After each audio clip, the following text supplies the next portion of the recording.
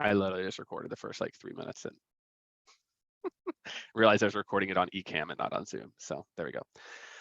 All right, what's up, everyone? Thank you so much for tuning in. Really excited for this quick 20-minute part 2 for you on gaining adoption of your sales playbook. Whether a lot of sales leaders right now, CROs, are thinking, gosh, customer behavior is changing, the economy.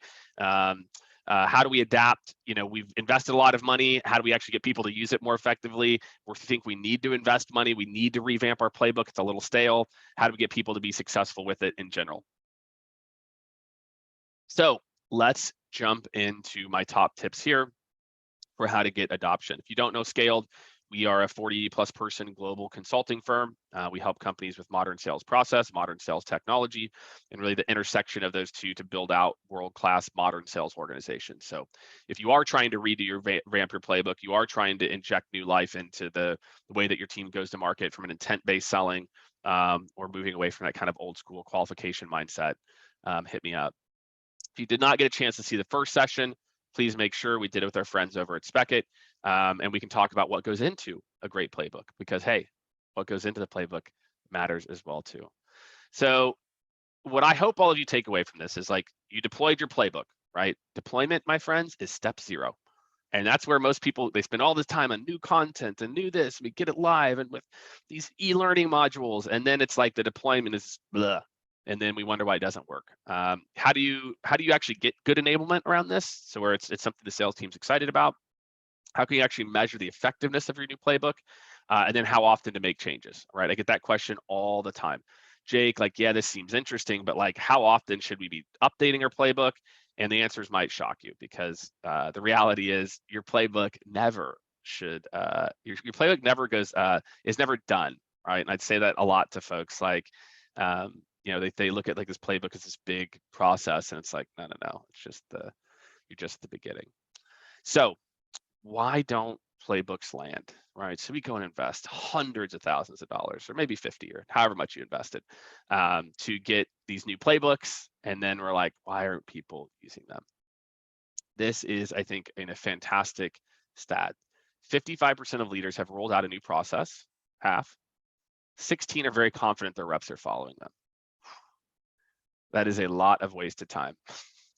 If you can imagine 55% of folks taking the time to go ahead and revamp this, and then less than 1 in 5 reps, we think, are actually confident using them, right? What we found is that people do enjoy a better process, right? So for whenever people have rolled out a new process, excellent or good is like by far, right? Only poor is only, 1 out of 4. So, well, what's the issue then? Like, why is there a gap? If people think that like the playbooks are good and like their new methodology is good, like why are we struggling so much?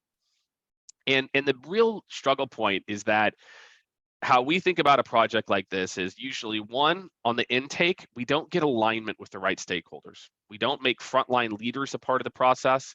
We don't make them a part of the development process. We don't make them a part of the coaching process.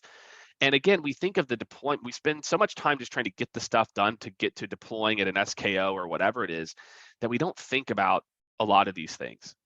Getting the right people aligned, making sure that they're involved in the development. And then this third one, this is the one that's almost universally missed. How are my leaders supposed to actually coach to this thing? I cannot tell you how many playbook deployments we see, command of the message, etc. They don't accompany with the proper coaching.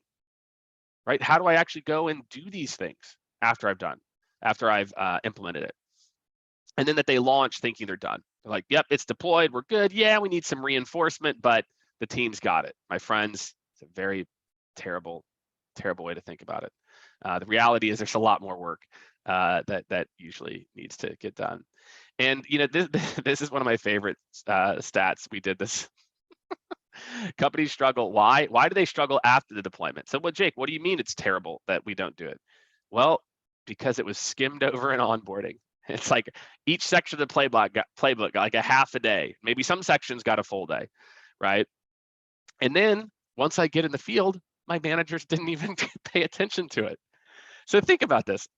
90% of the reason that the playbooks fail, it's not the content. It's almost never the content. It's that, one, people aren't exposed to it up front. 2, they're not reinforced once they get in the field. And so if you're going to do a playbook deployment, you have to think about those 2 things as well too, right? For me, again, the lack of coaching, this is the one we've seen. We come in on the back of failed methodology launches and playbook launches all the time. It's almost always this, that we didn't get buy-in from the leaders, we didn't get buy-in from the right people, and it just kind of is, just like half being used by people, who kind of latch on to it.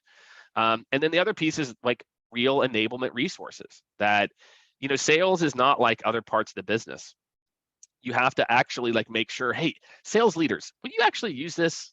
Will you actually coach to this? So as you think about developing your playbook and building it, are you also thinking about, do I have enablement resources that will actually be used, or are sales leaders going to start to recreate it in the field as soon as we roll it out? So I just think that these are 2 really big ones for all of you. Again, like just thinking through the roadblocks. It's not the content. It's the change management. It's how you bring leadership along for the content. It's how you bring them, as a part of the journey, to where they feel like, hey, yeah, wow, this is really something that I can, latch onto. This is really something that I, believe in, etc. So for all of you out there, like really think about that as a really kind of big component of this, because I can tell you it makes a big difference.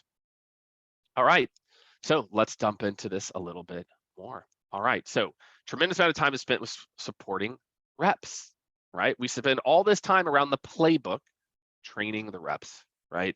How much you personally spend each week answering questions about tools? 4 to 6 hours is what leaders said. Actually, and how about this? Over, what is that? 72% said over 4 hours on things that should have been covered in a good playbook. Where do you go to find answers? I go to my boss. So you can have the best CMS, the best, the best whatever you want system, content management, learning management, whatever. And at the end of the day, I don't have to go anywhere. That means I don't even know. 82% go to their leader. So just think about that. And again, then the next is colleague, right? A very fast follow to knowledge base. And just think, they go to Google before they go to your internal LMS.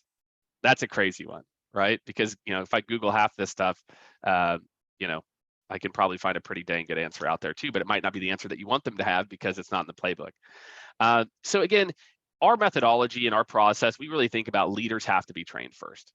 If leaders aren't bought in, they don't understand the process, how can you expect them when the 82% go to them to give the right answer? And then 2, it's again, making sure that they're a part of the strategy and content development. Frontline leaders are the key to an effective playbook launch, right, as a part of this. And because when you do loop them in, right, again, reps or the leaders are the one who can make sure they're actually doing it. They can do the due diligence. The leaders are the ones that can help to coach them as a part of this, right? The leaders are the ones that can help them to think about developing more strategic skills as a part of this too, not just the tactical execution of the playbook, but what happens next. So when we think about these, these kind of stats here, et cetera, we've developed coaching programs for some of the largest tech companies you can imagine out there, LinkedIn and a host of others. When leaders understand a playbook and then they know how to coach to the playbook, they have a much higher win rate. And so again, I want all of you to think out there that this coaching and this, this idea of like, well, we've got a playbook, we just skim over it and then we just say, hey, good luck. You're not going to see these types of results. There's just no way. Next, digital enablement. Okay. So we've talked about the number one resource place people go is they go to their leader. Well, the next step was digital enablement, right? So again, many times we see people's playbook, there's no like universal way to find it. It's just kind of like all over the place as a part of this, right? What digital tool requires the most training? Salesforce, and then sales engagement. I don't think there's any big shockers there, right? That Salesforce is, kind of where they live. Outreach, SalesLoft, these other tools, that's where they, that's where they are in the day-to-day. And so, these tools require a lot of reinforcement. And we haven't even really talked about that, right? Which is your sales playbook and just the amount of tech and how you describe the tech that needs to go into your playbook so your team actually knows how to leverage it and get the most out of it. And so again, we got to make sure that we have all this insight into our playbook as well too. For us, we're big fans of a tool. I mentioned our partner Spekit in the beginning. Why digital enablement, you call it just-in-time enablement, is so important is, imagine, again, it goes back to that reinforcement. Imagine having an overlay to where when I'm in the tool trying to use it from that I was told to use in my playbook, and I can just get the little spec here, here, here, here. And so we're big fans of this type of like real-time enablement in tools like Spekit, that I'm in the tool, I'm in my workflow, I don't have to leave, and I can get the answer.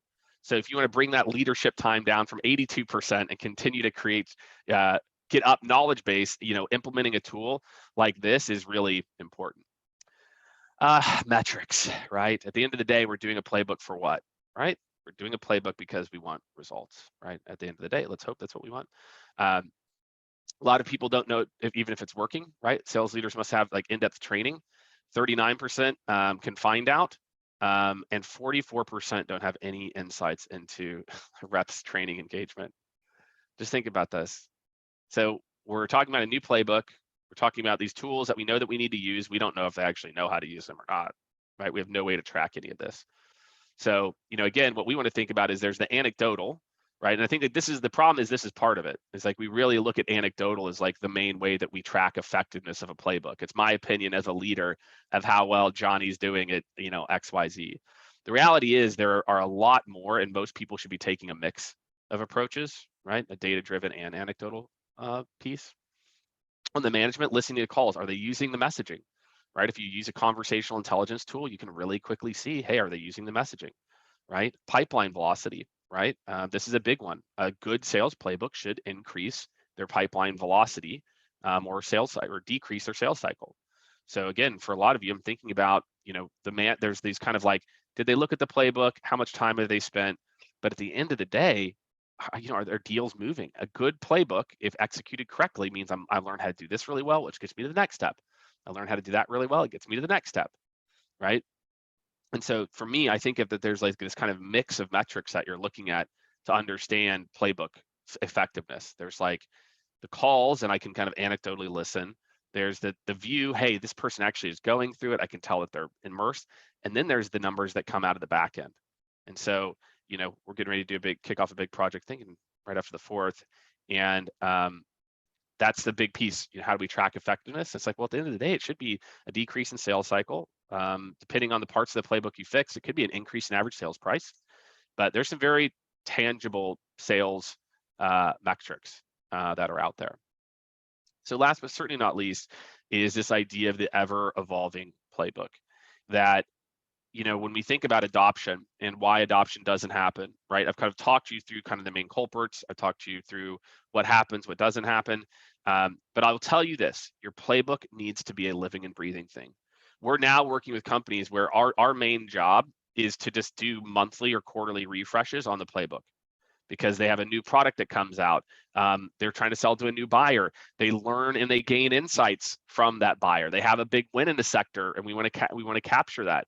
So I just want you all to think about this, that your product changes, that again, you need to have a mechanism to constantly be updating the playbook, right? Buyers, do you have a new persona? Are you learning more about the personas that you sell into? Is there another persona that you're finding that's involved in the process today? All of that needs to get captured. Industry trends, this one is so key, right? There's a stat, we don't have it in here, but it's, leaders take meetings with people who make them smarter. And the key is like, I can't remember the exact stat. It's like the number 2 is like, this person is very clear they've done research on me and research on my industry. So industries are evolving, markets are going up and down. That's your job to make sure those are up to date. And then process and workflow. Hey, how do you use this latest and greatest tool? How do we get more effectiveness out of it? How are the best of the best people using these tools? And again, that should be evolving. That should be growing over time. And so for everyone out there, again, as you're thinking about these different methods, you're thinking about these different ways to drive adoption, you've got to think your playbook has to always be evolving too, right? Or you're going to be left behind, right? Macro changes, yeah, this could be the big stuff, right? Maybe you added a new technology or something like that. Micro changes, scripting, messaging, just imagine if you've got 10 reps or 100 reps or 1,000 reps, the amount of data points you're pumping through a system, why not go and keep updating the best practices? Keep updating the best practices. So then every new generation of people that goes through this gets better and better and better and better as a part of this. So yeah, it's pretty important here when you think about this, that you don't have to update the whole playbook, but that's kind of how we look at it, right? It's like we're gonna update the playbook, and it becomes this really, really big, huge thing, right? And the reality is, well, you can update parts of it on the micro that will actually have the biggest, impact here. So just some ideas here on some things that you can do in the micro team meetings. They're so great. They can pull out so much really cool insight as well too. You can deploy those micro changes. Hey guys, we got a new discovery script. Here's how we're going to deploy that. Hey team, we've got a new training on how to use this tool. Check out this new spec for it, right? Etc. And then the macro is for those big changes. It could be at a sales kickoff, could be somewhere else. So for everyone out there, building a playbook is step 0. Building it and the initial launch is step 0, okay? And I'm telling you right now that the main reason that you're not seeing the ROI that you'd like, or you're not seeing the adoption and then therefore not seeing the ROI, at the end of the day, it's all about the return, is that again, like we're not focusing enough on the frontline leaders and the right enablement content to breathe life into it. People don't believe it. Their leaders don't believe it.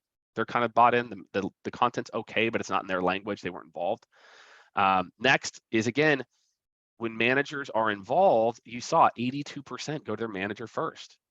So you need to make sure the people that where your reps already go, that they are the most equipped and most bought into the process, right? I talked a little bit about technology. So number 2, where do they go? They go to technology, a knowledge center.